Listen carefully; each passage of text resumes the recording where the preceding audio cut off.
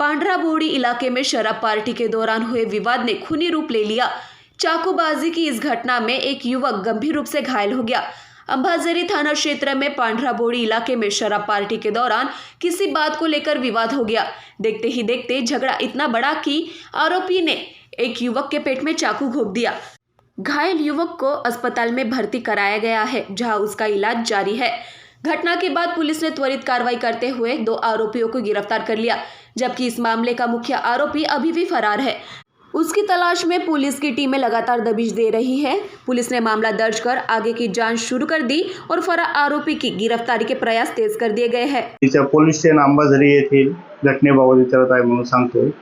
दिनांक 28/6/2026 ला रात्री 23:30 ते 23:40 वाजेच्या दरम्यान संजय नगर पांढरा बोड़ी परिसरामध्ये इसम नामे समीर गणेश मसराम वय 23 वर्ष राहणार संजय नगर पांढरा बोड़ी यास व त्याचा सोबत शुभम राजू कनोजिया वय 30 वर्ष राहणार पांढरा बोड़ी या दोघांना इसम नामे राहुल लाडेकर, प्रसिद्ध भोते व संदेश मासुरकर यांनी चाकूने हल्ला करून जखमी केले होते। सदर घटनेमध्ये प्रसिद्ध भोते व संदेश मासुरकर ह्या दोघांना आम्ही अटक केलेली आहे। त्यांचा आज PCR घेण्यात येत आहे आणि राहुल लाडेकर नावाचा आरोपी आहे, त्याचा शोध सुरू आहे। आम्हाला मिळालेल्या माहितीप्रमाणे आरोपी व जखमी हे एकमेकांच्या ओळखीचे आहेत। घटनेपूर्वी ते जखमी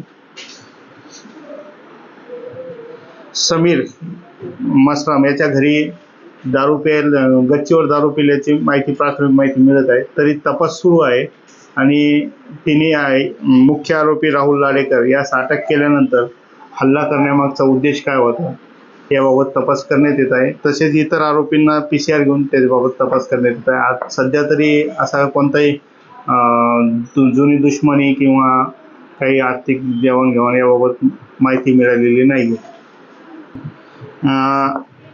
हे अटक केलेले दोन्ही आरोपी सध्या जे त्यांची गुन्हेगारी पार्श्वभूमीचा रेकॉर्ड पाहण्यात येत आहे।